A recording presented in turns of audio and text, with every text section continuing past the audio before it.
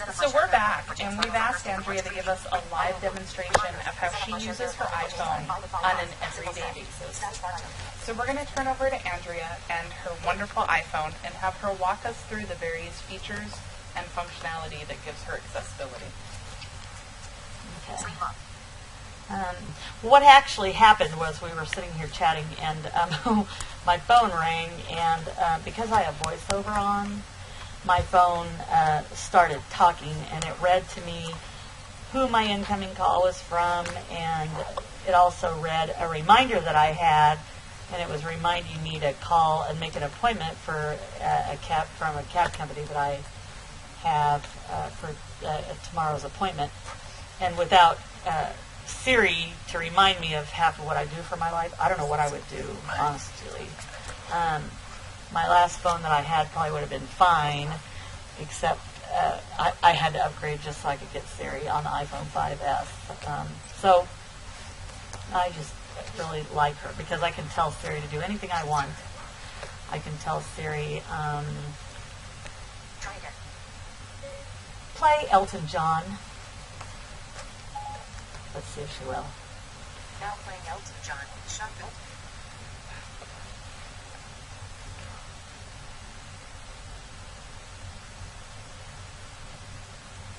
We find him.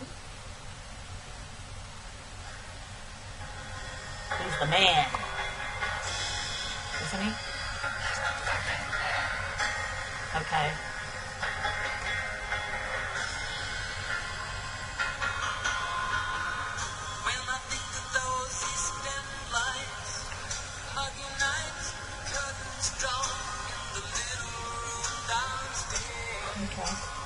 And what I pretty much do with the phone is I use gestures, little swipes and taps and touches on the screen to do things, to make things happen without having to actually find everything at a certain time.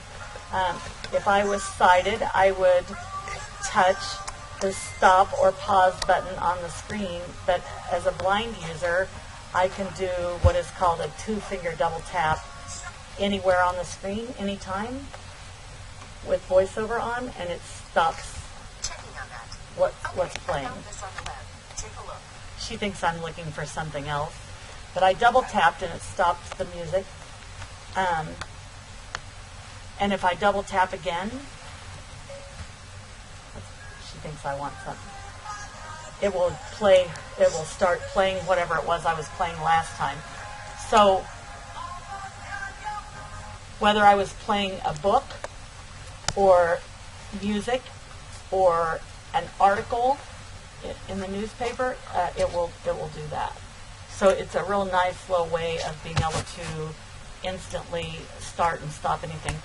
Also, when I receive a phone call or end a phone call, this two-finger double tap that I was just using does the same thing. So I've been talking to you for less than 3 minutes about how to use the iPhone, and you would already know how using VoiceOver to start or stop a phone call. You get a phone call, double tap the screen, hello, finish the phone call, lay the phone call flat in your hand like a tabletop, double tap, and it would end the call. It's as easy as that. If you're in an environment where you cannot listen or have the phone talking out loud to you, do you have any options for using Braille? I have a Braille keyboard, but then we add back size and whatever. I have my phone set to vibrate, so if it's in my pocket and it vibrates, I can tell that. And if it's that loud that I can't hear at all to answer, and I also have a Bluetooth headset, and I can still use I can use the buttons on the headset or the gestures on the phone to do the same things. So there's all kinds of other options to kind of work around to do different things. But if I'm where it's so loud that I just absolutely can't hear what I'm going to, like that, I'm not probably going to answer it anyway. But what's nice is that I have an audio log of anything that was missed on my phone from the last time I had the screen unlocked and was in there on it anyway. Just like here, I have several things on my screen from the last time I had my phone unlocked, from Groupon ads to the reminder for me to call my cab for tomorrow, to a missed call, and that I have a voicemail message, and different things like that waiting for me on my phone. But I do all my navigation and all of my access by tapping and swiping and flicking around on the screen and I have eliminated my vision altogether. In fact, one thing that's really nice that Apple has thought of, which in my opinion Apple's thought of absolutely everything to benefit people with disabilities using the iDevices, is they have what is called a screen curtain mode. And it's where you can invoke a black screen that allows you to still have access to everything, but basically your screen is totally black. So if I'm in a public area where I'm going to, I can also go to my bank site. So if I'm going to go to my bank site and transfer money, or be typing in a secret password, or looking at account information or something like that, and I don't want people to see any of that or whatever, I can turn that screen curtain on, and I can still hear all the information through my headset or through the speaker, but no one else can see it on the screen. And because as a blind person, I wouldn't know that they're like observing me, so I can protect myself by turning that screen curtain on, and note they wouldn't be able to see what I'm doing anyway. So it kind of puts me at the advantage then.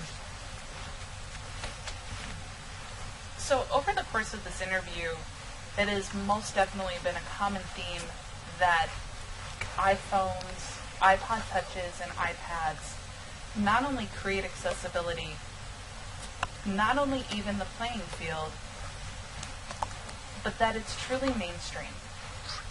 Mm-hmm. Andrea, I want to take a moment and say thank you for being our very first interview for the website. It has been exciting and thrilling to have you here today. And I am so appreciative because you are paving new ground. As individuals with disabilities ask for accessibility, and as state and local government programs respond to those requests, and this is definitely a whole new era in technology. So thank you so very much for joining us today. I cannot tell you how much I appreciate having you here. Well, thank you for having me. I'm glad that you asked me to come, and I'm glad to do anything I can to educate people about disability awareness, and that's always been kind of my quest in life to do that. So I hope that people that are watching, was able to learn at least a little bit about what it's all about. And so, thank you. And thank you, Viceroy. I hope we didn't bore you too drastically.